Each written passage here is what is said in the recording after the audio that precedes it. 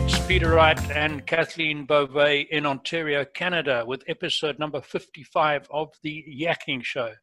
This is where we bring you tips about business, life, and more, and we give you ideas to survive in the changing world that we find ourselves in. As always, we have a lineup of interesting guests. Today is no exception, and it's one of our early international guests we're bringing to you today. But I'm going to keep you in suspense for a second or two longer while I welcome my co-host, Kathleen. Hi, Kathleen. How's it down there in Waterloo today? Hello, Peter. Well, it's a little bit dreary today, but actually our guests add sunshine to the show. So thank you for that, and thank you all for tuning in. As per usual, we so appreciate you, as well as all of your comments. So do please keep them coming. We read all of them. And if anyone out there is interested in becoming a guest on our show, please don't hesitate to reach out to Peter or myself. We welcome that.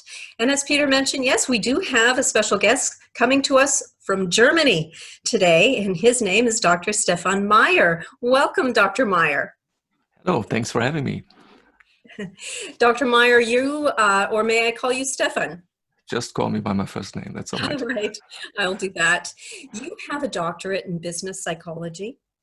You're a consultant that helps businesses go through radical organizational changes.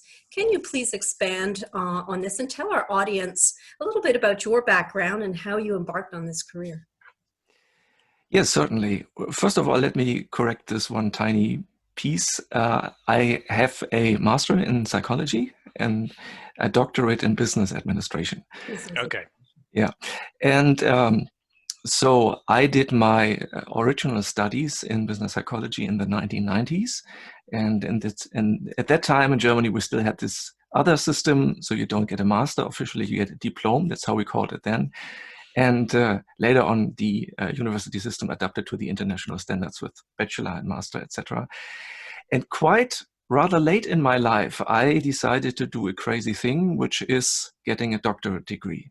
And this is quite recent. So about almost a year ago, I stood in England on the racing track with this quite colorful gown and this funny hat, and I got awarded a PhD, which was quite a nice experience. And so what happened? When I finished my studies of business psychology, I applied for a job at a big international consulting company in Germany. They're called Exterminator, maybe you've heard of them. And so in the first years of my business life, I landed in the department for change management, because when you're a psychologist, they put you in the department for change management. That's what they do. And I was on big change projects with German Railways and Volkswagen and German Telecom and clients like that.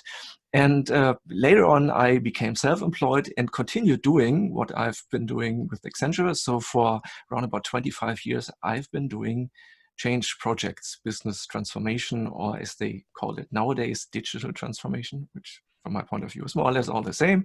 Anyway, I think I can say that I gained some experience with change, with different change initiatives. And my personal observation is that there are at least two different kinds of change. There's this one very common, which is probably the majority of change. Everything goes very slowly and you want to get everyone on board, and it's step by step, and it's more like this medieval dance, you know, 3 steps ahead and 2 steps back. And nothing really happens and nothing really changes and people get tired, etc. So this is the majority of change projects I experienced. But there was also this other one, kind of strange, rather rare kind of change. And I called it radical change. And that's where really interesting things happened. And there was really a potential for a change for the better, and things were actually different than they were before. So I tried to find out, how can I learn more about this radical change, because I find it quite interesting. And then I discovered that not only there is little literature about radical change, but there's even less scientific research. And this is why I thought about doing it for myself, my scientific research. So first I went to a German university that was actually some friends suggested that they have a good doctorate program and I should talk to so and so. And I talked to them and they told me that this interdisciplinary research, somewhere in the middle between business psychology and business administration, is not allowed in Germany. I still don't think he probably was out of his mind or drunk. I don't know. I still don't believe it. But anyway, that's what I was told. And so I went to England. I went to an English university. And yes, I also gained some experience with the English way of getting a doctorate, and that was quite interesting. So since I did my previous psychology studies on a quantitative basis, which is with many numbers and lots of statistics, I had more than 300 variables that changed over time, and I had complicated statistic programs. I wanted to go the other way, not the quantitative, but the qualitative approach. So I got a supervisor, a professor who was specialist in that. And I told him what I wanted to do. And he suggested that I do interviews, that I conduct interviews with experts. My thought was, when I want to find out things about radical change, who is the most competent person to talk about it? Probably people who do radical change several times in their lives, which are, from my point of view, interim managers. Mm-hmm. These are people who are hired explicitly for turning a company around. They are very special people, very special characters, very strong-willed characters, very interesting people anyway. So I started doing interviews with some interim managers from Germany. And while I was in the process of doing that, I had lunch with an American business friend. And he asked, so why don't you also do some interviews with interim managers from United States? I could give you some introduction. And I said, okay, we have a deal. And then I started doing that.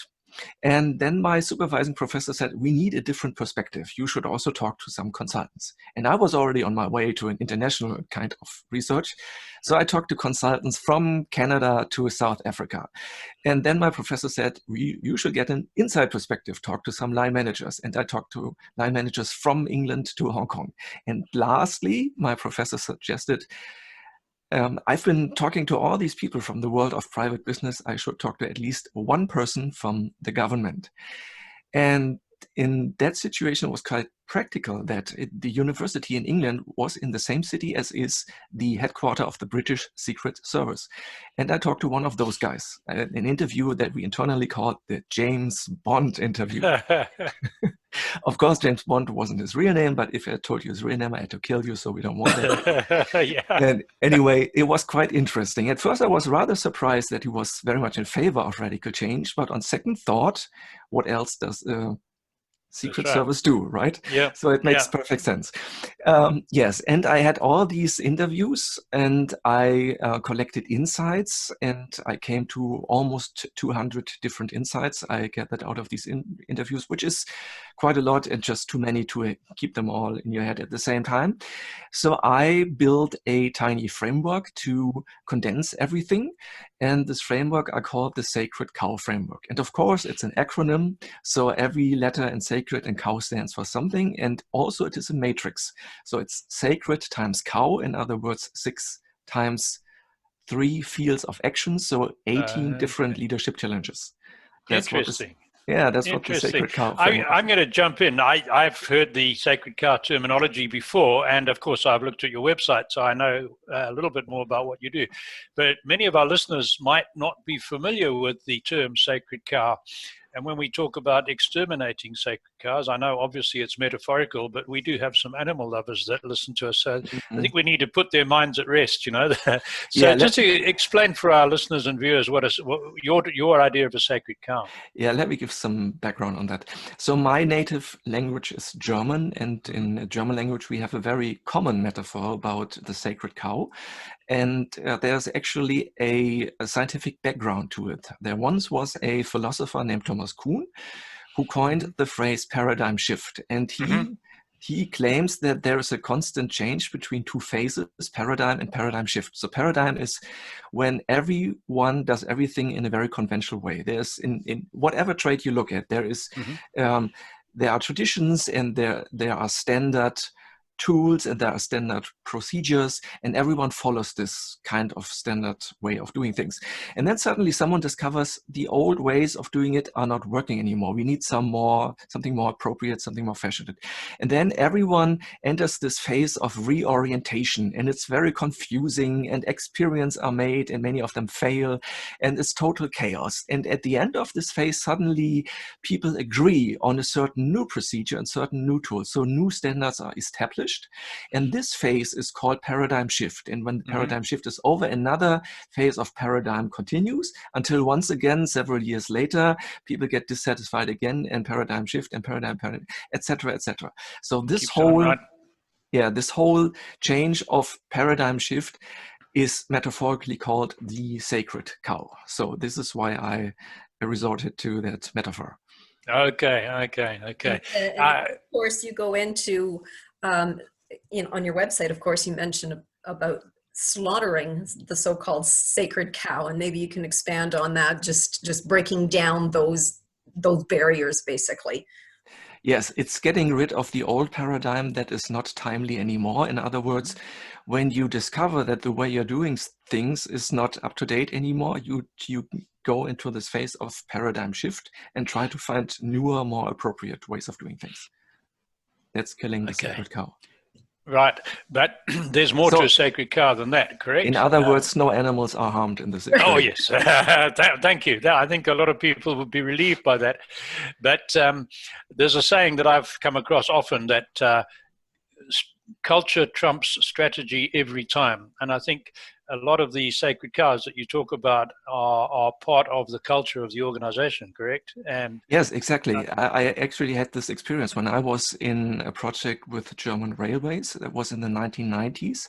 And at that time, they already thought about getting the ticket sale onto the internet, which was quite new and quite original for that time, and especially for a very traditional company like the German Railways.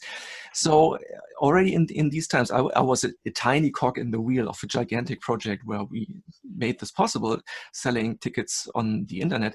However, I discovered that it was not the technology that was the most challenging thing, which was quite challenging already, but even more so, there were high-ranking managers and even members of the board at German Railways who said, oh, we don't need this kind of thing, and the internet is never going to turn out, and we have these well-established ways, and people go into a booth to a grim-faced officer and they beg him to print the ticket, and the customers want this and they love it and they couldn't imagine doing it any other way.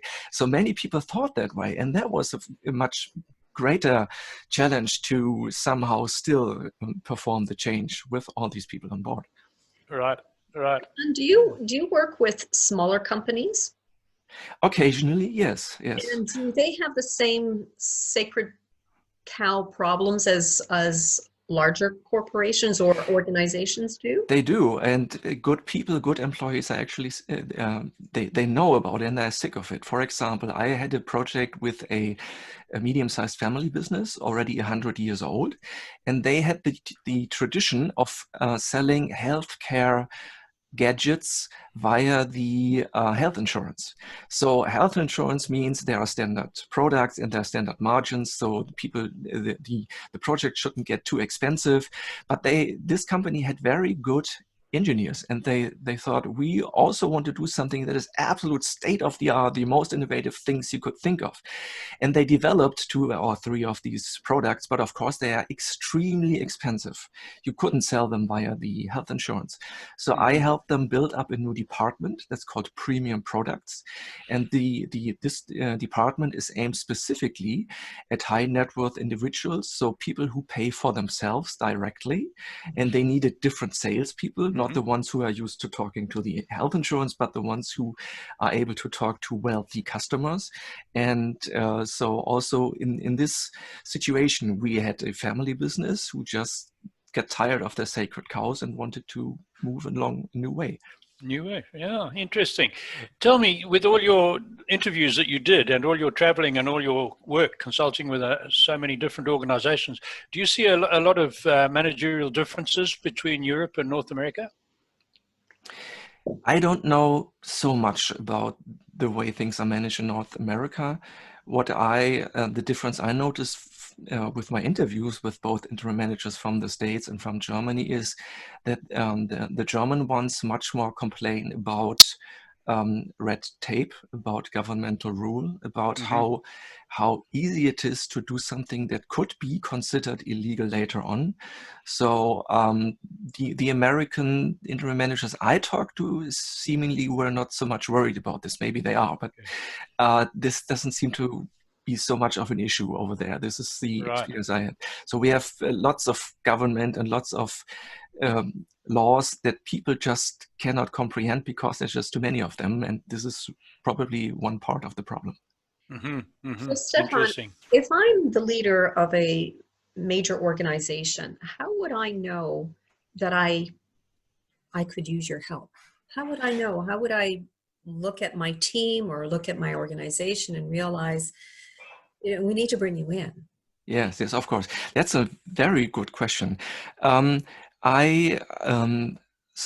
I had long form interviews with my respondents, and I asked them several things.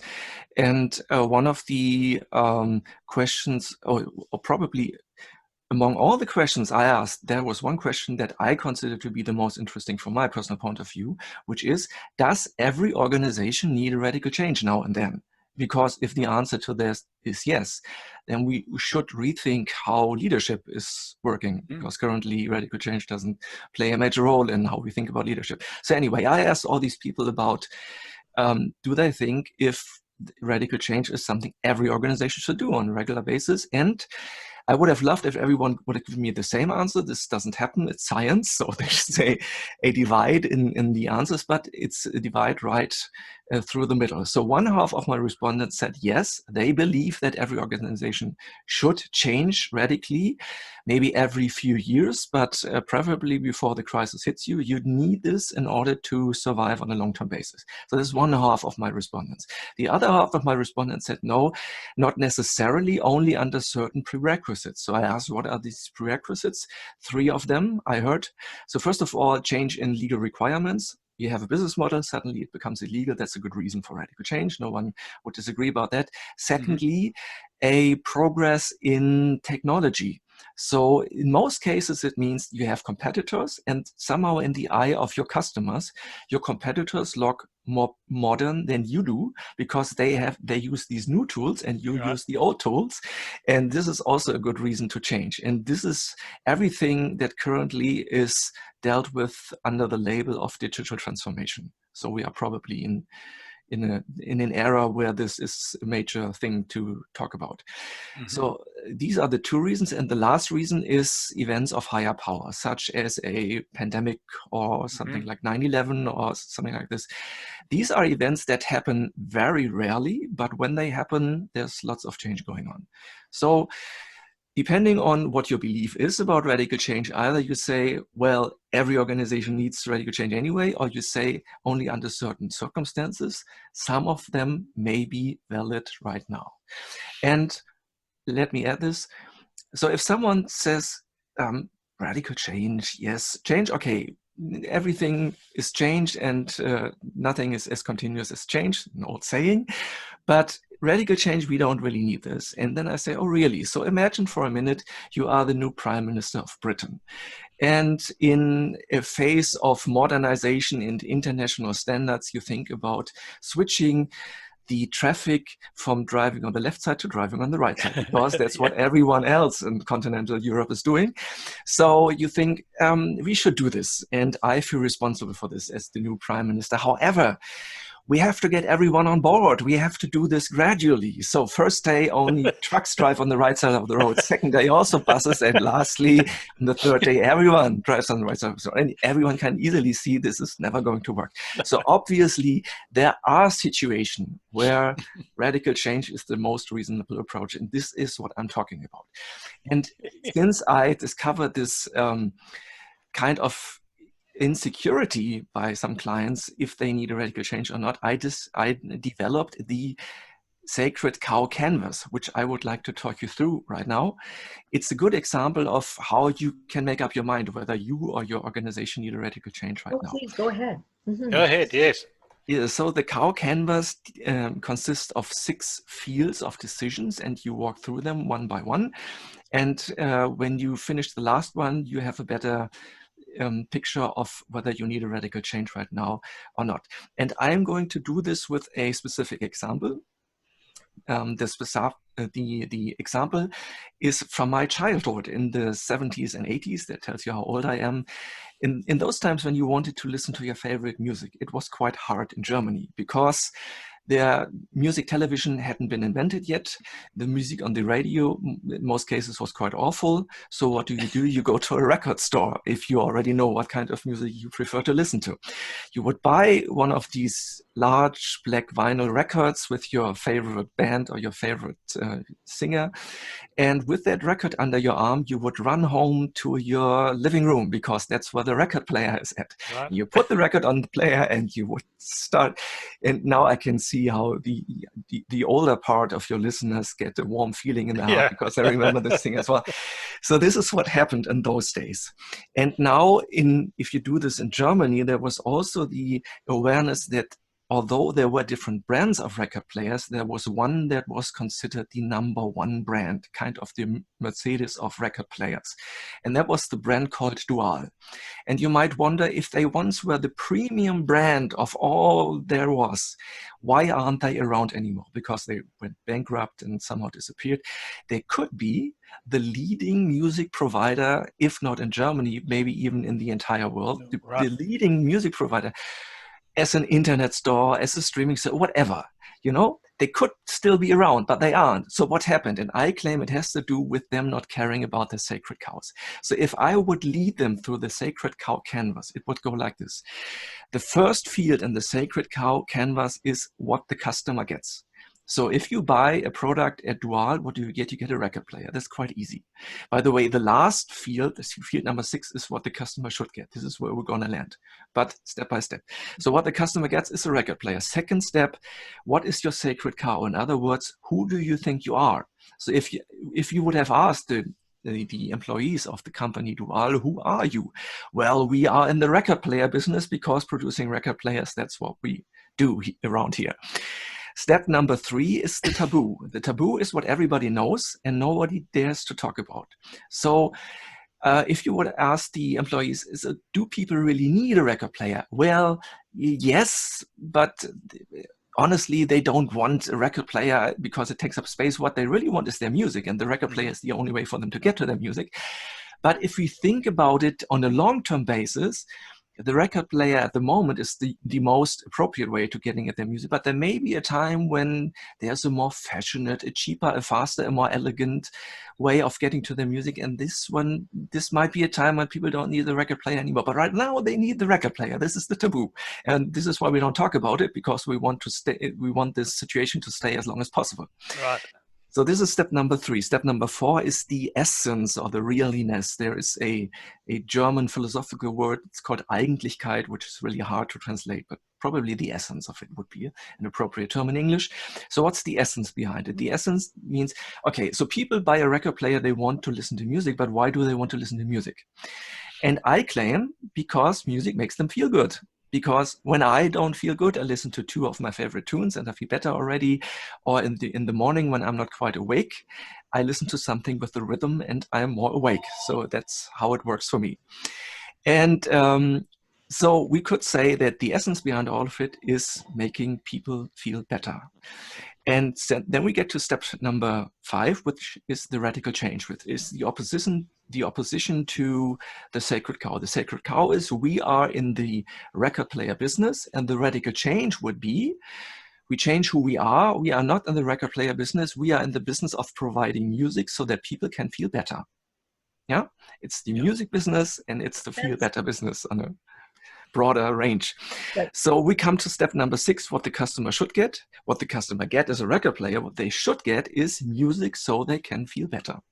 And I would presume if the employees of the company Dual would have thought in a similar way about their situation, they might have survived the declining demand in record players. So this is what the Sacred Cow canvas is all about. Very good. Very good. Interesting. Very interesting. So you're actually preparing them for the future.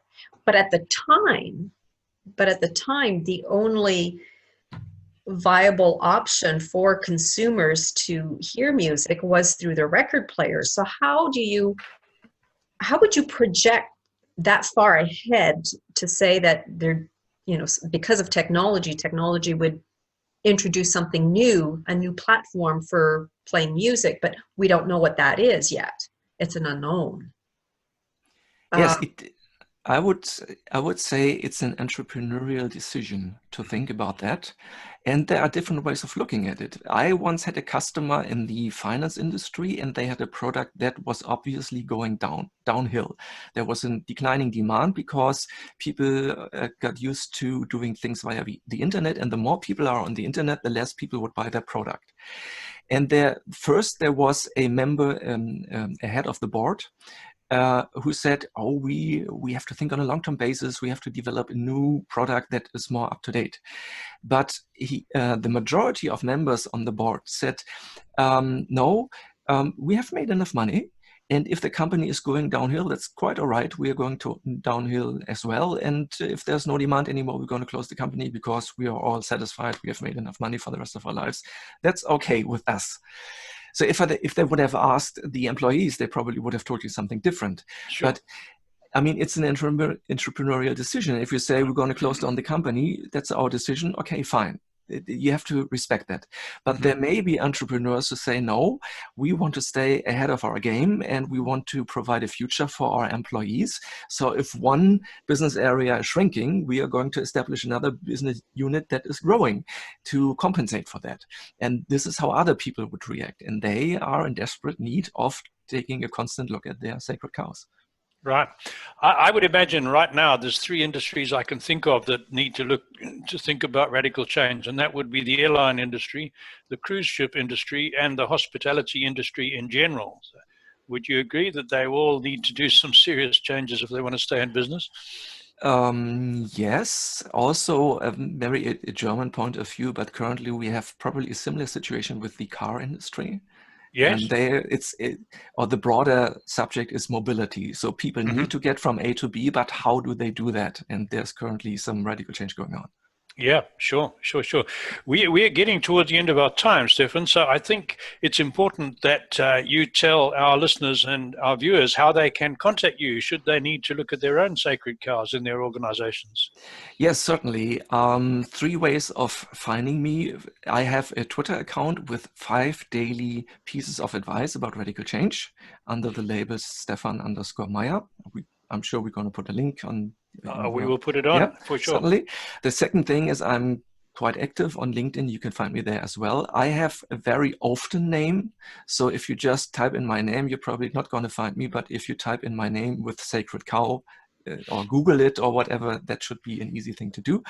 And the direct way to my website is sacredcow.expert. So I really acquired the interesting domain sacredcow.expert. Expert is a top-level domain, believe it or not. Very excellent.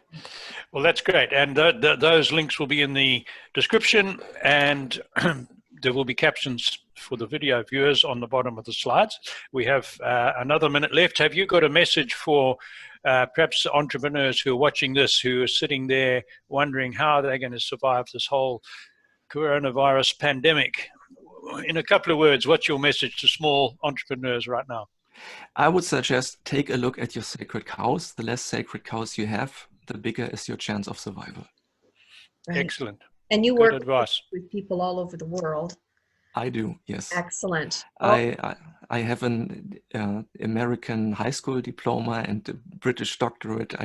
I hopefully am able to talk to people all over the world. And I've got to ask you a quick one in the last few seconds. You mentioned South Africa. I lived in South Africa for 14 years. I lived in Africa for most of my life before coming to Canada. Did you notice in the people you spoke to in South Africa, did you notice any major differences between their outlook and the rest of the world, or Europe in particular? I think South Africa, in addition to everything else that's going on worldwide, also have a rather distressed political situation. So Absolutely. This is also something people always talk about in South Africa. Yeah. I noticed when I was living there, because of sanctions, there was quite a maverick atmosphere. And Well, we've just got to manage to do it ourselves. And that led to some amazing radical change. When you think South Africa did the first heart transplant, made all sorts of things that no one thought South Africa could ever make, and we don't need to go into detail. It would indicate to me that pressure sometimes produces amazing results. It certainly does, yes. Well, that's about our time. So I'm going to hand back to Kathleen to finish our show off. Stephan, from me, thank you very much. Over to Kathleen. Thanks for having me. Thank you so much, Stephan, for being with us today. We so appreciate it. And perhaps you can join us again in another show down the road. And thank all of you for joining us once again. Please keep your comments coming. We so enjoy them.